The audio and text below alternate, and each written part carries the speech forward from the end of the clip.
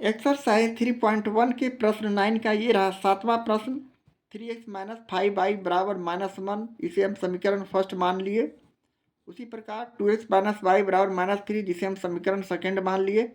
अब यहाँ से हम लोग उसी तरह a1 यानी x पहले समीकरण x का गुणांक 3 हो गया, b1 यानी समीकरण फर्स्ट के y का गुणांक b1 बराबर -5 हो गया, -5। अचर पद c1 बराबर उसी तरह -1। इसी प्रकार a2 हमारा समीकरण सेकंड से x का गुणांक बराबर 2 हो गए। b2 बराबर हमारा -1 यानी y में हम -1 से गुना करते हैं तो -y आता है, यानी -1 हमारा गुणांक है। c2 उसी प्रकार -3 हो गए। इस प्रकार अब हम यहाँ से a1/a2 निकालेंगे, a1/a2 यानी 3/2। उसी प्रकार b1/b2 निकालेंगे, यानी -5y -1 माइनस माइनस कट गया यानी सिर्फ 5।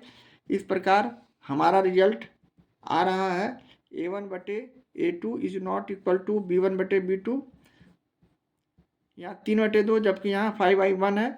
इस तरह a1/a2 बराबर नहीं है b1/b2 का, इसलिए हम अब यहाँ से लिख सकते हैं अतः समीकरण निकाय का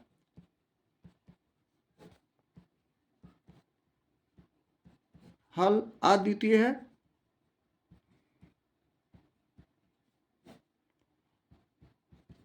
अब हम पुनः उसी तरह समीकरण फर्स्ट से मान सारणी निकालेंगे, यानी हमारे पास समीकरण 3x minus 5y equal to -1 है, जिसे हम आगे हल करते हैं तो हम इसे 3x माइनस 1 को +1 लिखते हुए +5y कर देंगे राइट हैंड साइड लाने पर, -5y +5y हो जाएंगे। इसलिए यहाँ से हम लोग y बराबर 3x + 1/5 हमारा एक मानक सूत्र आ चुका है। यहाँ से अब हम लोग x बराबर 0, 1, 2, 3 या फिर -1, -2, -3 मान रखते हैं और मानक सारणी निकालते हैं। यदि x बराबर यहाँ हम 0 रखते हैं तो y बराबर 3 गुने 0 + 1/5 हो जाएंगे, यानी 3 में 0 से गुना करते हैं तो 0 यानी 1/5, जिसे हम दशमलव में ला सकते हैं 0.2। उसी प्रकार ये हमें पॉइंट में आ रहा है, इसलिए हमें ये सुविधाजनक मान नहीं है, इसलिए इसे हम हटाते हुए पुनः x बराबर 1 रखते हैं तो y बराबर 3 × 1 + 1/5, यानी 3 में 1 जोड़ दिया 4/5। इसे हम 0.8 लाएंगे मानक रूप में, यानी 5 में हम 4 से इस तरह दशमलव का भाग करते हैं, भाग नहीं लगने पर 0 बैठाते हैं तो 5 × 8 = 40, और उसी को हमने 0.8 यहाँ लिखा। इस तरह हम ग्राफ पेपर पर इस बिंदु को भी लिया जा सकता है, लेकिन इसमें दृष्टि दोष होने से हमारा कुछ गलती होने की संभावना ज़्यादा रहती है, सावधानी ज़्यादा बरतना पड़ता है। 10 घर छोटे छोटे रहते हैं, वहाँ काउंट ठीक से नहीं कर पाते हैं, इसलिए हमारा कोशिश रहता है कि पॉइंट वाली संख्या को हम हटाते जाएंगे। x बराबर 2 रखें तो y बराबर हमारा 3 × 2 + 1/5, यानी 6 + 1/5 यानी 7/5, जिसे हम दशमलव में 1.4 भी लिख सकते हैं। इसी तरह यदि x बराबर हम पुनः 3 रखें तो y का मान हमारा उसी तरह 3 × 3 + 1/5 हो जाएंगे, यानी 3 × 9 + 1 और बटे 5 यानी 10/5, 5 दूनी 10 यानी 2। यह हमारा पॉइंट लेने लायक है। एक पॉइंट हमारा एक बिंदु मिल चुका है, यानी x बराबर 3 रखकर हम y का मान 2 रखेंगे अपने आलेख के पेपर पर। अब हम अगले स्टेप में ऋणात्मक संख्या को लेते हैं।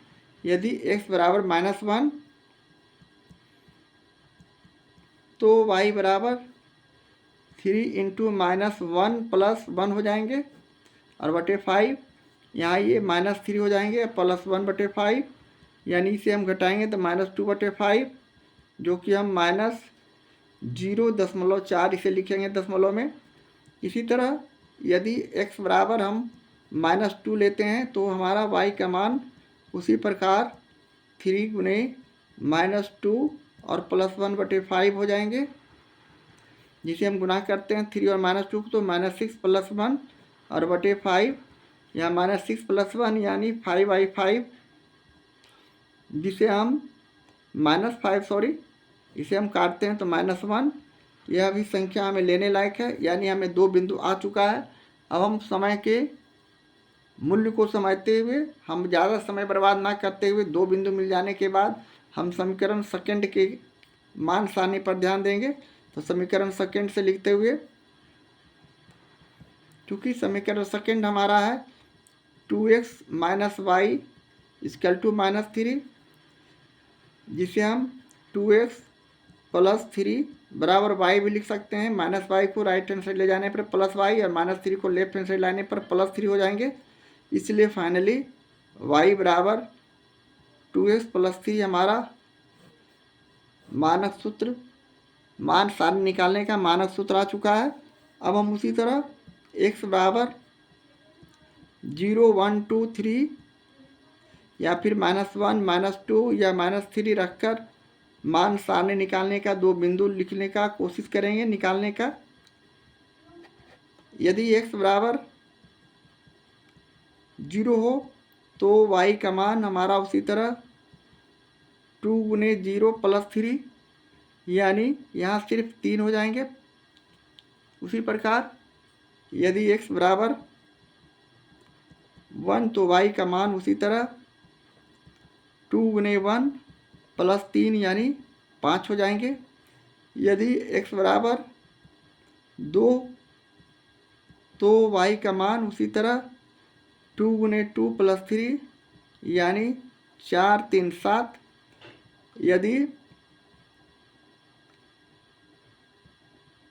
x बराबर 3 तो y का मान उसी तरह 2 गुने 3 + 3 यानी 3 दूनी 6 और 3, 9। इस तरह का संख्या आने के बाद अब हम अगले स्टेप में ऋणात्मक संख्या को लेते हैं। यदि x बराबर -1 तो y का मान यहाँ फिर उसी तरह 2 गुने -1 और +3 यानी यहाँ -2 और +3, जिसे हम घटाएंगे तो 1 आएंगे। यह हमें मान रखने लायक है, इसे हम सही का चिन्ह लगाते हैं। उसी प्रकार यदि x बराबर -2 तो y बराबर 2 गुने -2 और +3 यानी -2 और 2 को गुना करेंगे -2 दूनी 4 + 3 यानी इसे हम घटाएंगे तो -1। यह भी हमें लेने लायक है। इस तरह हमारा मान सारणी अब आ चुका है। अब हम बारी बारी से समीकरण फर्स्ट के लिए मान सारणी और सेकंड के लिए मान सारणी को चुनकर यहाँ सेलेक्ट करेंगे। अब हम प्रश्न के अंतिम चरण में समीकरण फर्स्ट के लिए मान सारणी इस प्रकार चुन लिया है, यानी x बराबर 3 और -2 दो बिंदु हमने लिया है, जिसका मान y बराबर 2 और -1 है, जिसे हम a b के बिंदु निर्देशांक में लिखते हुए 3, 2, b -2 और -1 किया है। इसी प्रकार समीकरण सेकेंड के लिए हमने मान सारणी सेलेक्ट किया, x बराबर -1 और -2 दो बिंदु लेकर। यहाँ y का मान -1 का -2 हो जाएंगे, -2x का वैल्यू रहने पर -1 हो जाएंगे, जैसा कि हमने उपरोक्त बिंदु का हमने मान निकाला है। और इसी तरह सी बिंदु नाम रखते हुए -1, -2 इस तरह हम कॉलम बनाते हुए इस तरह का मान सारणी सेलेक्ट करेंगे। और इसी को हम ग्राफ पेपर के सादे पेज की तरफ इसे पुनः हम उसी तरह लिखते हैं। यहाँ हमने उसी प्रश्न को पुनः इस तरह लिखा है, यानी प्रश्न 9 का ये रहा 7वां प्रश्न का मान सारणी, जिसे हमने इस तरह उसी चीज़ को लिख दिया। x बराबर 3, -2 दो बिंदु लिया है, y बराबर जो हमारा सूत्र बनाया था y का 3x + 1/5, जिसे हम लिख दिए। 2 और -1 आया है 3 और -2x का मान रखने पर, जिसे हम a b बिंदु के रूप में इसे निर्देशांक निर्देशित कर चुके हैं। इसी तरह समीकरण सेकंड के लिए 2x - y बराबर -3 के लिए मान सारणी हम यहाँ सेलेक्ट किए हैं। x बराबर -1, y बराबर -2 दो बिंदु लेकर y का हमारा सूत्र 2x + 3 यानी -2 और -1 आया है। इस तरह हम यहाँ भी बिंदु सी दिखाते हुए निर्देशांक -1 और -2 लिखा। बी -2 और -1 यहाँ हमारा टैली कर रहा है, यहाँ भी बी, यहाँ भी बी। इस तरह हमारा आंसर यहाँ मिल रहा है, x बराबर -2 और y बराबर -1। अब हम इसे ग्राफ पेपर पर 1 घर बराबर 10 इकाई लेकर हम इसका आलेख खींचते हैं। तो चलें, आलेख खींचने के लिए हम इसके दूसरे पेज की तरफ हम इसे पन्ने को पलटते हैं और इसे x और अक्ष और y अक्ष की ओर दर्शाते हुए हम इसका ग्राफ पेपर पर हम इसे दिखाते हैं। यानी यहाँ 0 और हम 1 घर बराबर 10 घर लिया है, हम 20 भी ले सकते हैं, लेकिन यहाँ हम 1 घर बराबर 1 2 3 10 घर का हमने मान लिया है। 20 घर लेने पर पुनः हम उसी तरह पूर्व पिछले प्रश्न में जिस तरह बनाया तो उस तरह भी हम कर सकते हैं। यहाँ हम जगह के अभाव में -1 -2 10 घर का लिया है। हम जितना बड़ा ग्राफ खींचना चाहेंगे उतने बड़े घर की संख्या करेंगे। इसी तरह यहाँ 1 2 3 4 इधर ऋणात्मक संख्या -1 और -2 हम लेते हुए पुनः हम अपने समीकरण फर्स्ट के लिए मान सारणी को देखेंगे और वहाँ x बराबर 3 देखते हैं तो y बराबर 2 है, तो y के सामने यहाँ 2 आएंगे और इस बिंदु का नाम a लिखते हुए 3 2 निर्देशांक लिख देंगे। इसी तरह x बराबर -2 तो y का मान -1 यहाँ आएंगे। इसे हम b बिंदु दिखाते हुए -2 और -1 दिखा देंगे। अब दो बिंदु आने के बाद हम इसे एक स्केल के माध्यम से एक सरल रेखा के रूप में दोनों बिंदुओं को मिला देते हैं।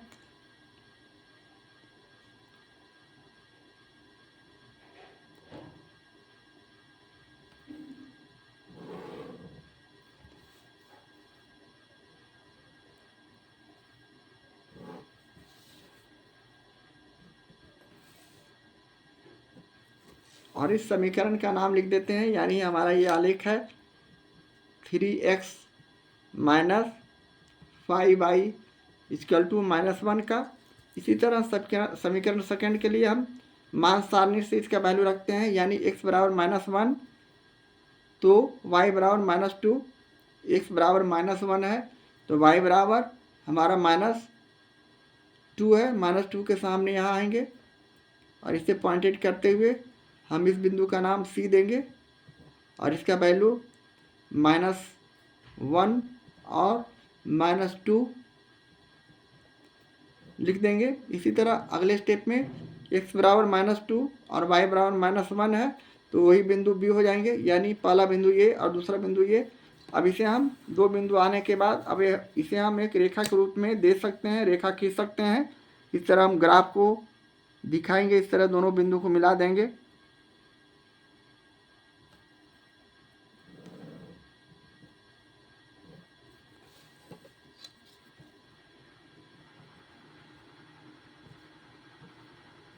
इस तरह का हमारा ग्राफ बन रहा है। इसका हम आलेख लिख देंगे 2x - y बराबर -3 का ये आलेख है। इस तरह करने के बाद हमारा यहाँ जो मान है इसके आधार पर हम x बराबर -2 और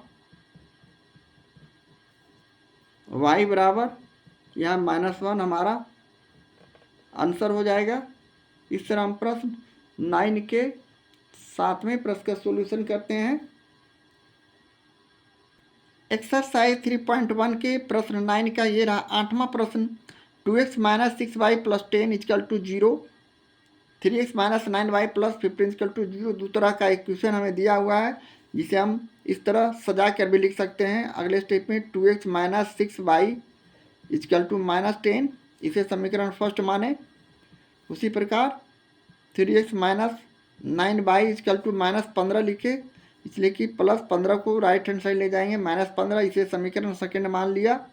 अब हम यहाँ से उसी तरह समीकरण फर्स्ट के लिए a1 यानी x का गुणांक 2 हो गया, b1 यानी समीकरण फर्स्ट के y का गुणांक -6, c1 यानी अचर पद -10 और समीकरण सेकेंड के लिए a2 यानी x का गुणांक 3, b2 इक्वल टू यानी y का गुणांक -9, c2 जो कि अचर पद है -15 यहाँ दिया हुआ है प्रश्न में। अब यहाँ से हम लोग जांच करेंगे a1/a2, a1/a2 यानी 2/3। उसी प्रकार b1/b2 यह -6/-9, माइनस माइनस कट गया, 3 दूनी 6, 3 तिहाई 9, यानी फाइनली यह भी 2/3 आ रहा है। इस प्रकार अगले स्टेप में c1/c2 यानी -10/-15, यहाँ माइनस माइनस कट गया, 5 दूनी 10, 5 तिहाई 15, यानी यह भी 2/3। इस तरह हमारा कंडीशन a1/a2 बराबर b1/b2 बराबर c1/c2 तीनों में संख्या इक्वल है, बराबर है। अतः हम यहाँ कह सकते हैं, अतः समीकरण निकाय का इस कंडीशन में अनेक हल होते हैं। तो लिख देंगे, अतः समीकरण निकाय का अंततः अनेक हल होगा।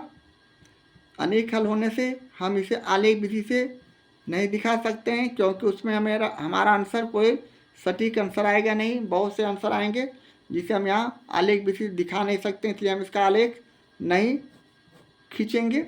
और ये हमारे प्रश्न का सोल्यूशन हो गया, आंसर हो गया। इस तरह हम प्रश्न 9 के 8वें प्रश्न का सोल्यूशन करते हैं।